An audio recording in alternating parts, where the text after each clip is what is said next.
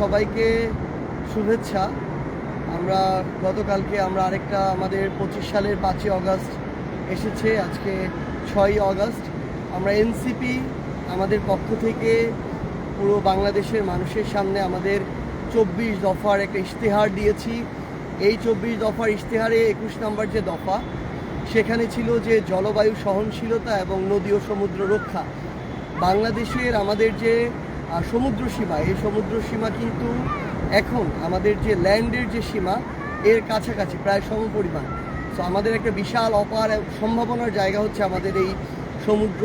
এখন সবচেয়ে গুরুত্বপূর্ণ হচ্ছে এই সমুদ্রকে, এই ব্লু জিনিসটাকে আমরা কীভাবে ব্লু ইকোনমিতে পরিণত করতে পারি, আমরা কিভাবে আমাদের এই যে বায়োডাইভার্সিটি জীববৈচিত্র্য রক্ষা করতে পারি, আমরা কিভাবে আমাদের জায়গা থেকে আমাদের এই যে সমুদ্র তীরবর্তী যে মানুষেরা রয়েছে তাদের যে সাস্টেইনেবল একটা জীবন ধারণ সেটা নিশ্চিত করতে পারি।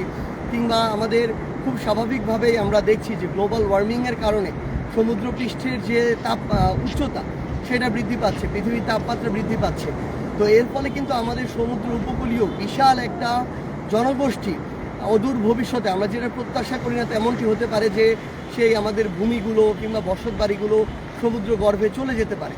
তো সেই জায়গায় আমাদের প্রয়োজনীয় ব্যবস্থা নেওয়া এবং আমাদের এই সকল জায়গা থেকে সরকারের কিছু গুরুত্বপূর্ণ দায়িত্ব রয়েছে। যেমন এই যে পূর্বাভাসগুলো দেয়া হয়, এগুলো যেন অন্তত একটা নির্ধারিত সময়ের পূর্বে দেয়া হয়, যেন এর ফলে মানুষের যে ক্ষয়ক্ষতি হওয়া এটা যেন কমে আসে। ওইটুকু জায়গায় আমাদের সক্ষমতা অর্জন করা প্রয়োজন। আমাদের এই সমুদ্র, আমরা এখন কক্সবাজারে আছি, এই সমুদ্রটাকে যেন আমরা আমাদের সম্পদে পরিণত করতে পারি। সর্বোচ্চ ধরনের খনিজ সম্পদ থেকে শুরু করে এগুলো যেন আরোহণ করতে পারি এবং এই আহরণটা যেন খুব স্বাভাবিকভাবে সাস্টেইনেবল ওয়েতে হয়, এগুলো আমাদের নিশ্চিত করা প্রয়োজন। এবং আমাদের দিন শেষে যদি আমরা আমাদের নদীকে রক্ষা করতে পারি, সমুদ্রকে রক্ষা করতে পারি, আমরা মাছে ভাতে বাঙালি বলতাম নিজেদেরকে, সেই আমাদের মৎস্য সম্পদের যে বিশাল এক আধার সেটা কিন্তু আমাদের নদী এবং সমুদ্র, এবং আমাদের যোগান আসে এখান থেকে। তো আলটিমেটলি আমাদের সব কিছু জীবন ধারণ, চলাচল, বসত বাড়ি, খাওয়া দাওয়া, লাইফস্টাইল আমাদের নদী এবং সমুদ্রের সাথে জড়িত। আমাদের এই জন্য আমরা মনে করি যে আমাদের এই টেকসই নদী এবং সমুদ্র আমাদের দরকার। এবং দিন শেষে আমাদের এই যে জলবায়ু, আজকে আমরা দেখতেছি যে কক্সবাজারে যেখানে সেখানে কয়েকটা ইট পাথর বালি এনে বিভিন্ন বিল্ডিং তুলে ফেলা হচ্ছে, কোনো ব্যবস্থাপনা নাই। যেখানে সেখানে মানুষ জমি দখল করছে, যেখানে সেখানে সরকারিভাবে সরকারের বিভিন্ন লোককে টাকা দিয়ে অবৈধভাবে লিজ নিচ্ছে। আমরা দেখছি যে সমুদ্র সৈকতের পারে এখানে প্রাচীর দেয়া হচ্ছে, আমরা জানি না এগুলো কোন গবেষণার ফলাফল আসলে। তো এই যে অব্যবস্থাপনা, আসলে এই অব্যবস্থাপনা থেকে আমাদের অন্তত যেগুলো পর্যটন কেন্দ্র আছে, আমাদের প্রাকৃতিক যেই নৈসর্গগুলো আছে বাংলাদেশের গুরুত্বপূর্ণ, সেগুলোকে আসলে রক্ষা করা প্রয়োজন। দিন শেষে এই পরিবেশটা যদি না থাকে তাহলে গ্লোবালি আমাদের জলবায়ু দিন দিন নষ্টের দিকে যাবে। তো সামগ্রিকভাবে আমরা আমাদের পক্ষ থেকে, এনসিপির পক্ষ থেকে একজন সাধারণ মানুষ হিসেবে বলবো, আমরা যেন আমাদের পরিবেশ এবং জলবায়ু নিয়ে সচেতন হয়ে উঠি। আমরা যেন আমাদের যে নদীগুলো রয়েছে, আমাদের সমুদ্র রয়েছে, এগুলোকে যেন রক্ষায় আমরা কাজ করি এবং আমাদের দ্বারা, আমাদের কোনো পদক্ষেপের কারণে এগুলোর জন্য ক্ষতি না হয়, সেই বিষয়ে যেন আমরা আমাদের ব্যক্তিগত জায়গা থেকে, প্রাতিষ্ঠানিক জায়গা থেকে আমাদের কার্যক্রমগুলো পরিচালনা করি। এবং দিন শেষে এই ইশতেহারকে সামনে রেখে এনসিপি তাদের সর্বোচ্চটুকু দিয়ে কাজ করে যাবে।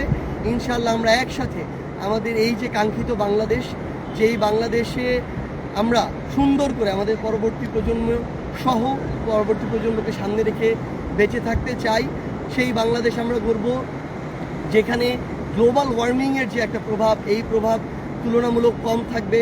কার্বন নিঃসরণ করে ওই উন্নত যাদেরকে বলা হয় দেশ, তারা আর ভুক্তভোগী হয়ে আমরা। আমাদের এই বিষয়ে বৈশ্বিকভাবে আমাদের সকল দাবিগুলো তুলে ধরতে হবে এবং আমরা যেন সকলে সচেষ্ট হই। আমরা যত্রতত্র প্লাস্টিক ব্যবহার এটা যেন বর্জন করি আমাদের জায়গা থেকে। এবং আরেকটি গুরুত্বপূর্ণ কাজ হচ্ছে এই যে অব্যবস্থাপনা, জমি দখল, মানে সমুদ্র পাড়ে কে কতটা জমি দখল করে কী ধরনের রিসোর্ট তৈরি করবে, কি করবে, কে হোটেল দিবে, এগুলোর প্রতিযোগিতা চলতে থাকে। কিন্তু আমরা মনে করি এখানকার যারা রাজনীতিবিদ আছেন, এখানকার যারা স্থানীয় প্রশাসন আছেন, আপনারা আপনাদের জায়গায় অন্তত এই বিষয়ে সচেতন থাকবেন যে আমার সমুদ্রের জমি কিংবা আমাদের সমুদ্র পাড়ের জমি, আমার পাহাড় কেটে যেন এ ধরনের অবৈধ ব্যবস্থাপনাগুলো না হয়। আমরা ইনশাআল্লাহ একসাথে আমাদের সুন্দর যে বাংলাদেশ সেই বাংলাদেশ গড়ে তুলব। ইনকিলাব জিন্দাবাদ।